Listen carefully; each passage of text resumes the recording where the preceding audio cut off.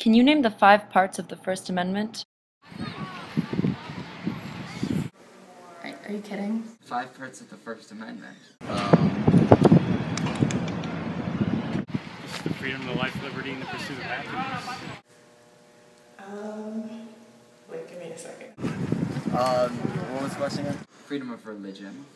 Freedom to assemble peaceably. Freedom to protest? Press, speech. Wait, freedom of speech, freedom of religion, freedom of press. And freedom of, oh my gosh. Freedom of speech, freedom of assembly, freedom of religion. I feel as though I'm making a fool of myself. The First Amendment actually reads, Congress shall make no law respecting an establishment of religion or prohibiting the free exercise thereof, or abridging the freedom of speech or of the press, or the right of the people peaceably to assemble and to petition the government for a redress of grievances. But despite this law being so paramount to American life, Americans seem surprisingly unfamiliar with it. In a survey conducted by the First Amendment Center in June 2011, 30% of Americans couldn't name any parts of the First Amendment, and only 3% could name the last freedom: freedom to petition the government for a redress of grievances.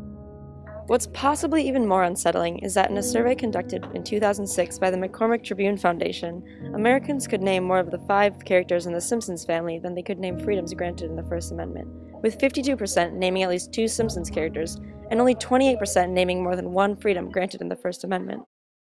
While this may seem like another example of commonplace American ignorance, with countries globally like Afghanistan, Indonesia, and Saudi Arabia denying their citizens many of these same freedoms, we found that despite their unfamiliarity with the text, Americans still are grateful for the First Amendment rights.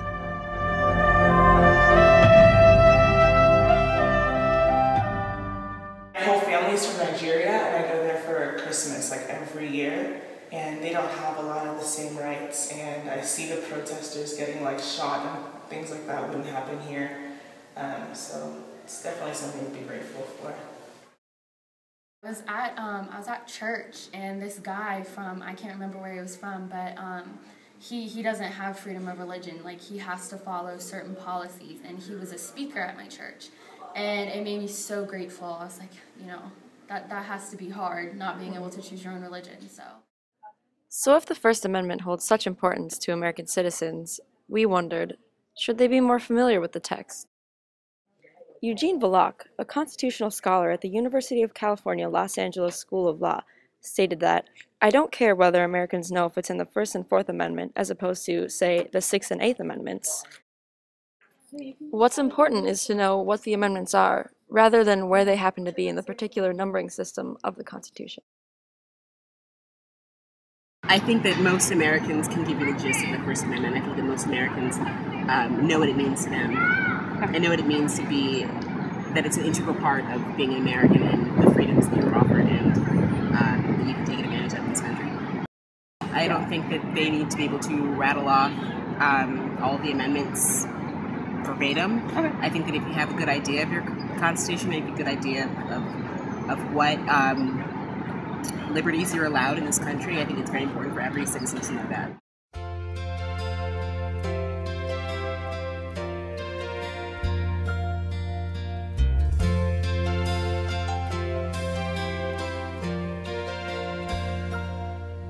If tomorrow